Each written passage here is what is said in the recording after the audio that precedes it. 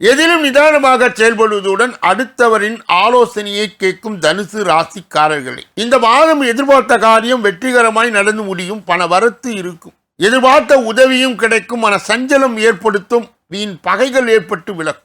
எவ்வளவு திறமையாக செயல்பட்டாலும் பாராட்டுக்கு பதில் விமர்சனம் கிடைக்கும். திடீர் கோபம் ஏற்படும். வீண் செலவும் இருக்கும். பிடிவாதத்தை தவிர்ப்பது நன்மையை தரும். தொழில் வியாபாரம் தொடர்பான காரியங்களில் மெத்தன போக்கு காணப்படும். வாடிக்கையாளருடன் கோபமான வார்த்தைகளை பேசாமல் சாந்தமாக உரையாடுவது வியாபார விருத்திக்கு வழி செய்யும். பண வரத்து திருப்தியாய் இருக்கும். செலவும் கூடும்.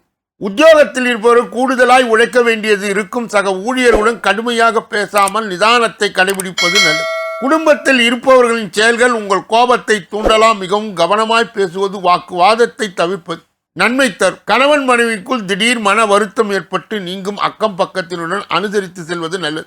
பெண்களுக்கு மற்றவர்கள் செயல்களால் திடீர் கோபம் உண்டாகலாம். எதிர்பார்த்த உதவி கிடைக்கும். வீண் செலவுகளை குறைப்பது நல்லது. கலைத்துறையினருக்கு எதிலும் கூடுதல் கவனத்துடன் செயல்படுவது நல்லது. எளிதில் முடிய வேண்டிய காரியம் கூட தாமதமாகலாம்.